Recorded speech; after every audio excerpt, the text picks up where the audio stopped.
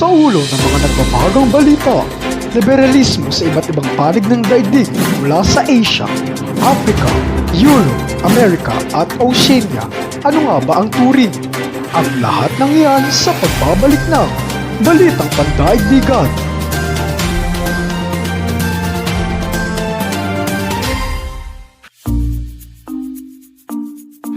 This is the definition of liberalism.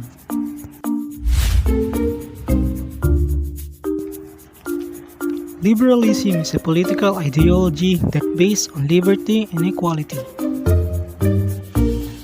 Liberalism talks about civil rights such as freedom of speech, freedom of press, freedom of religion, free market, and many more. Liberalism opposed to the idea of conservatism and absolutism.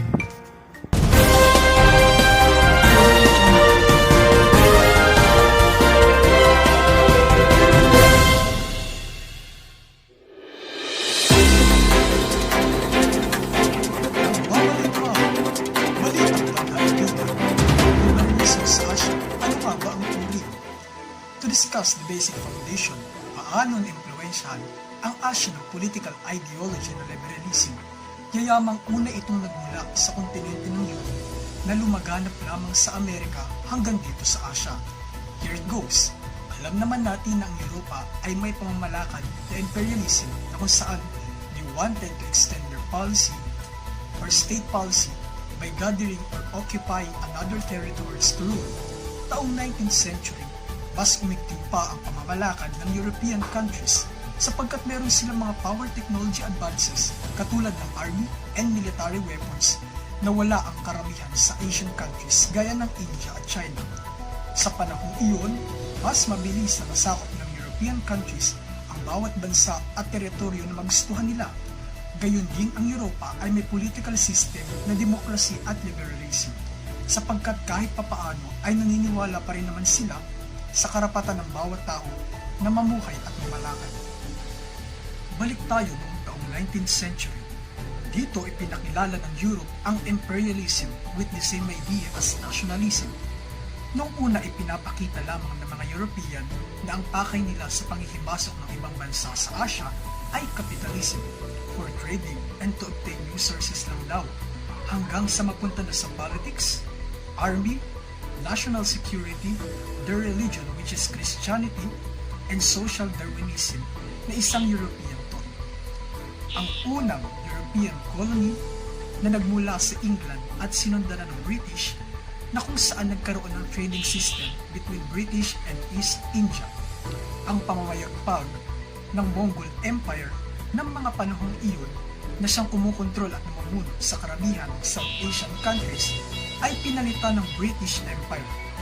Madaling napaniwala ng British Empire na ang pakay lamang nila sa mga teritoryong ito ay for capitalism and trading lang daw. Isa na nga rito ang bansang India. Makalipas ang ilang taon, sumiklab ang Sepoy Revolution. But before that, what is Sepoy? Sepoy are Indian soldiers na naglingkod sa British Empire, ngunit tiniligsa ang gobyerno. Sinasabi kasi nila na ang British weapon daw na ginagamit nila ay nagmula sa mga flesh ng baboy at baka, which is sacred sa panahon iyon sapagkat more of them are Muslims and Jews. A bigger revolution and war happened between British Empire and the Indian colony. Ngunit dahil alam natin mas makapangyarihan ang Europa sa mga panahong iyon, nasakop nila ang Indian zone na iyon na pinamunuan nga ni Queen Victoria.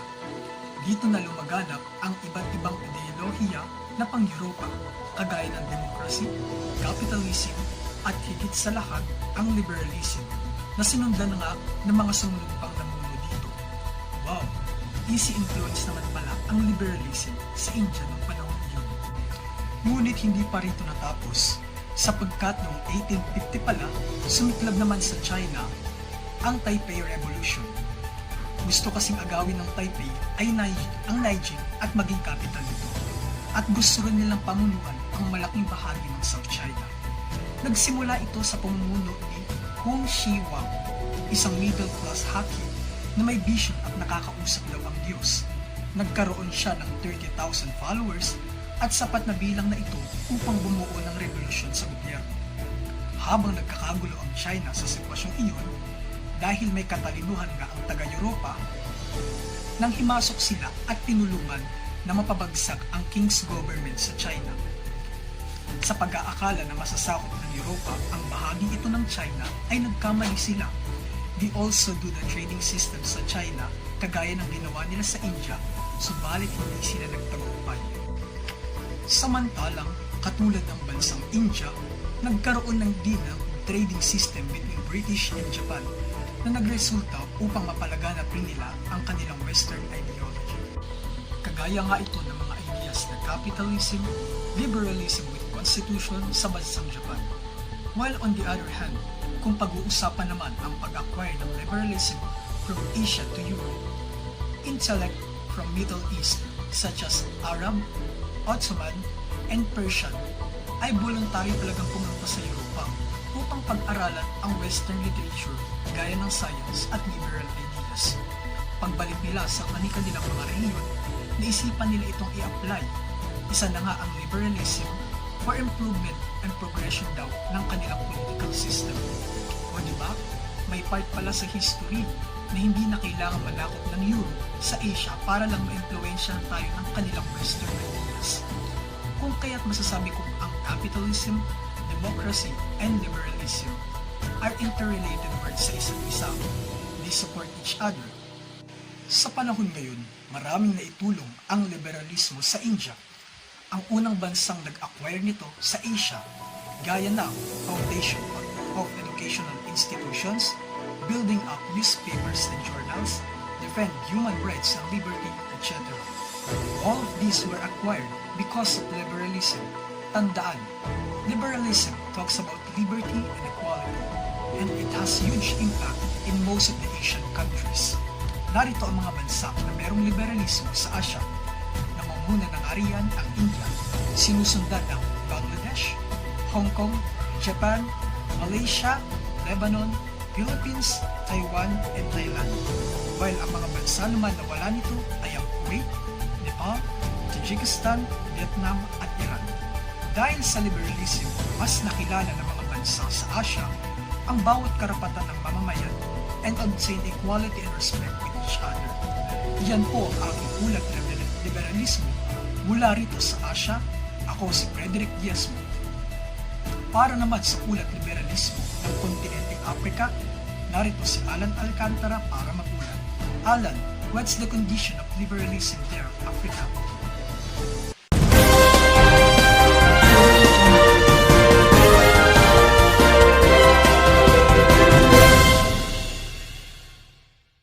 Welcome back sa Balitang Daigdigan.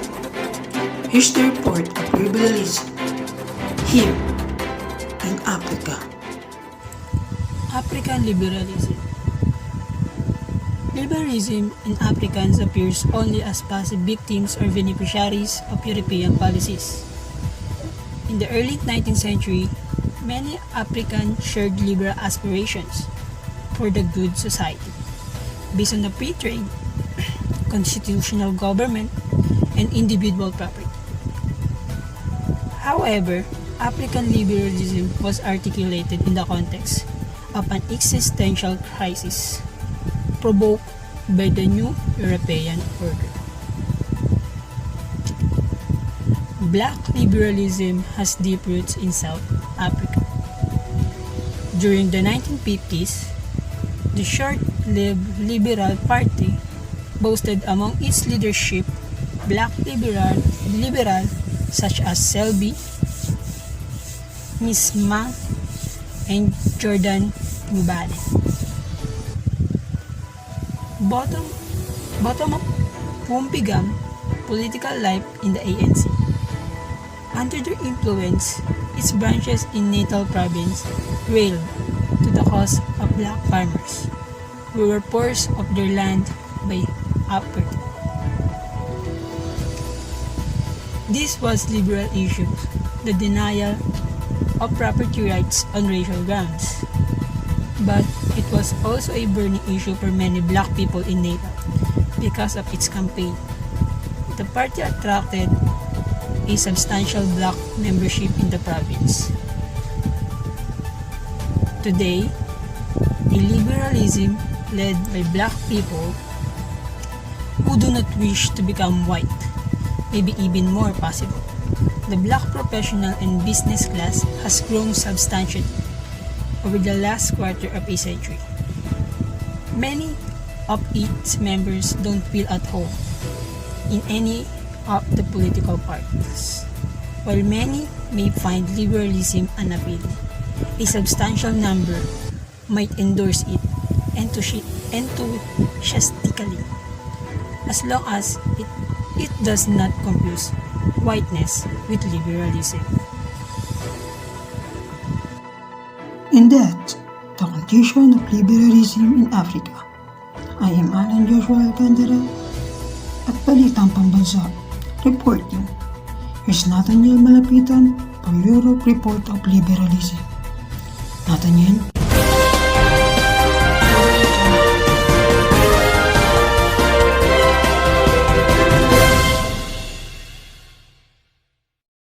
Maraming salamat, Aja. Ngayon, atin naman talakayin ano nga ba ang liberalismo sa Europa o mas kilalang classical liberalism. Ang liberalismo ay lumaganap noong matapos ang French Revolution. In general, liberalism in Europe is a political movement that supports broad tradition of individual liberties. Pag sinabi nating individual liberties, ito ay tumutukoy sa freedom of speech, freedom of press, freedom of expression at maraming pang iba. Constitutionally limited, sinasabi na tukoy dito na limitado ang pagkontrol ng gobyerno sa citizen o sa individual. At ang tinatawag nating democratically accountable government. European derivatives of classical liberalism are found in centrist movement and parties as well as some parties on the center-right and the center-left. Europe have very limited government. Not only to the individual liberty but also economic freedom. Pag sinabi natin economic freedom, ito yung mababang taxation, free market, at marami pang iba. Naniniwala sila na ito ang tutulong sa kanila upang mapataas ang kanilang ekonomiya. Basta lagi natin tandaan na pag sinabing liberalismo sa Europa or classical liberalism, hindi lang ito tumutukoy sa individual liberties but also economic freedom. Yun lamang po. Iyan ang aking ulat liberalismo sa Europa. Ako, si Nathaniel Malapitan. Muli magbabalik ang Balitang Pandaigdigan matapos ang isang paalala.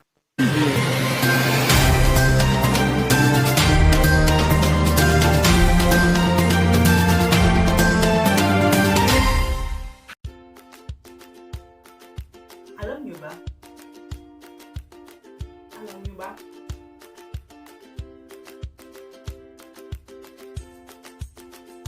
Alam niyo ba? Alam niyo ba? Alam niyo ba? Ang salitang liberalism ay nanggaling sa salitang Latin na liber, na ang ibig sabihin ay free. Alam niyo ba noong 1781, ang salitang liberalism, ito ay tumutukoy sa free from narrow prejudice. Noong 1812 naman, ang liberalism ang naging angkla ng Espanya upang makagawa ito ng kanilang kauna-unahang konstitusyon. At pagtapos nun, tuluyan na nga lumaganap ang salitang liberalism sa iba't ibang bahagi ng mundo at nagkaroon ito ng kanilang mga kahubagan. Yan lang po. Maraming salamat.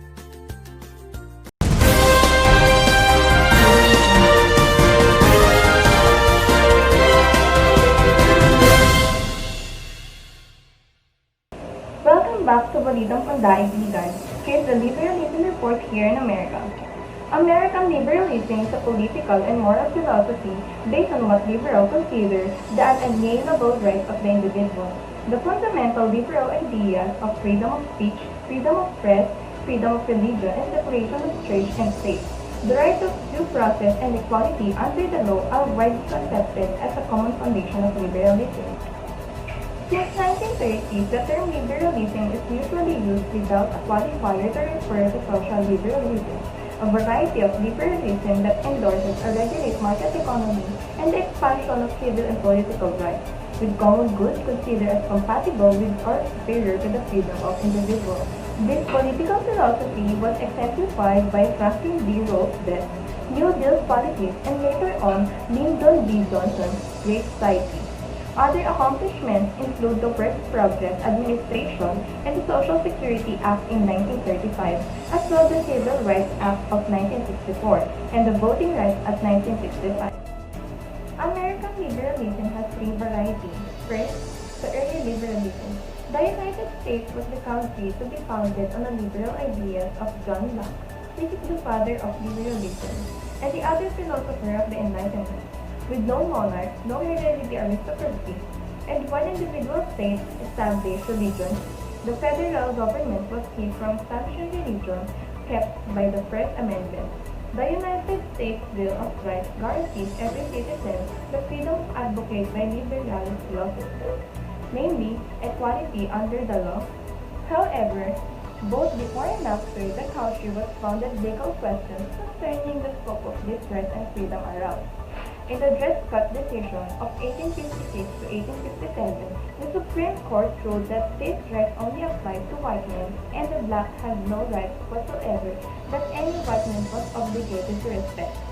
Several constitutional amendments after the Dred Scott decision extended the guarantees of Bill of Rights and the larger classes of the citizens to all citizens in 1868, then specifically to blacks in 1870. Next is classical liberalism. In the United States, classical liberalism is also called as the right-of-spare liberalism. It believes that the free market economy is the most productive and the government interferes favor a few and hurts the many, or as Henry Stoll states, that the government is the best which governs least.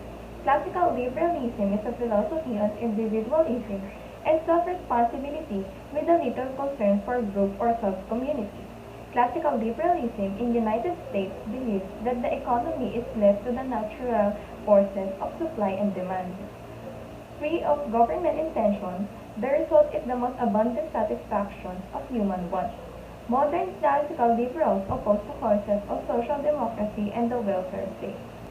And the last one is in 1883, Lester Frank Ward, 1841 to 1930, published the Analysis Sociology, or Applied Social Science, as based upon statistical sociology and the less complex sciences and laid out basic tenets of modern American liberalism, while at the same time attacking the latest pair advocated by Herbert Spencer and William Graham Sumner.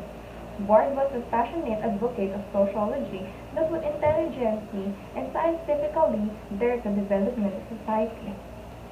In 1909, Crowley published The Promise of American Life, in which he proposed writing the general standard living of people by means of economic planning. Through he opposed the aggressive unionization in the Technique Democracy, 1916. Crowley argued against both dogmatic individualism and dogmatic socialism. As the editor of the New Republic, he had the forum to reach the intellectual community. Modern liberalism includes issues such as same-sex marriage, reproductive and other women's rights, voting rights for all adult citizens, civil rights, environmental justice, and the government protection of the right of adequate standard of living. And that's the condition of liberalism here in America. I'm Ana Basilio at Balitang Pambansa. Now, let's hear about the Oceana Report of Liberalism. Here's Ian. Ian?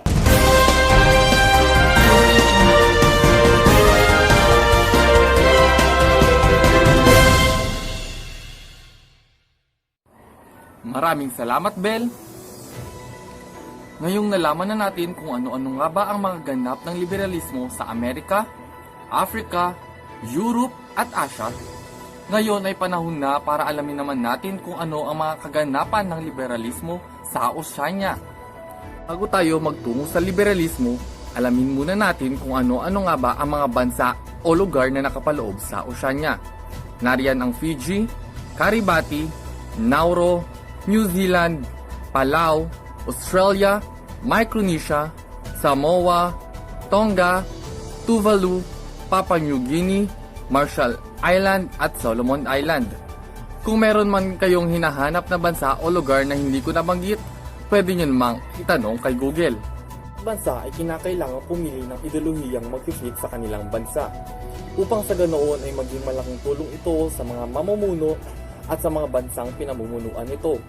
At dahil nga sa sobrang diverse ng mundo, hindi lahat ng lugar sa Oceania ay applicable sa ideolohiyang liberalismo. Sa kasalukuyan, ang Australia ang isa sa mga lugar sa Oceania na yumayakap sa liberalismo. Sa pagkakataong ito ay magpo-focus tayo sa Australia. Ang Australia ay nahati sa dalawang partido.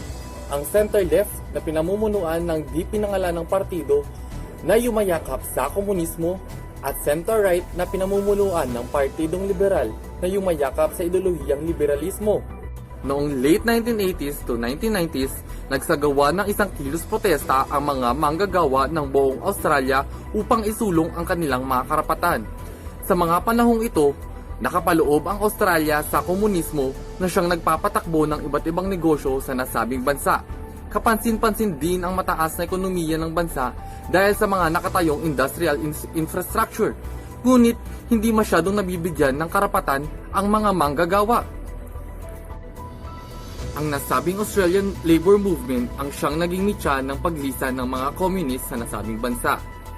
Sa pag-alis ng mga komunista ay siyang pag-usbong ng makabagong ideolohiya na nararapat para sa lahat ng tao. Sa panahong ito, nabigyan ng pantay na pagkilala ang mga negosyanteng nais mag-invest sa bansa at mga manggagawa nito. Ang Liberal Party ay hindi lang basta nakafocus sa liberalismo. Ang ideolohiya ng Liberal Party ay fusion ng liberalismo at konserbatismo. Dahil hindi lang basta pantay na karapatan ang nais ng mga namumuno dito, kundi pati na rin ang pagpe-preserve ng kanilang mayaman na kultura. Simula nang mapaupo ang Liberal Party sa bansang Australia, sinuportahan nito ang kabi-kabilang private investors at private enterprises upang sa ganoon ay mapanatili ang kanilang mataas na ekonomiya. Ngunit, napansin nila na mababa ang kanilang kinikita at produksyon pagdating sa agrikultura. Kaya naglaan sila ng puhunan upang palakasin ang kanilang agrikultura. Sa kasamaang palad, hindi ito nagtagumpay dahil nga ang Australia ay kilala bilang industrial country. Hindi nag-click sa kanila na payabungin ang kanilang agrikultura. Muli, yan ang aking mga nakalap na impormasyon mula rito sa Oceania. Ako si Ian Alano para sa Ulat Liberalismo. Balik sa iyo, Fred. Salamat Ian. Muli, yan po mga nakalap naming impormasyon mula sa iba't ibang panig ng daigdig mula sa Ulat Liberalismo. Ako po ang inyong lingkod, Frederick Giasmo, nag-uulat mula sa Balitang Pandaigdigan. Hanggang sa muli, maraming salamat po. Preview.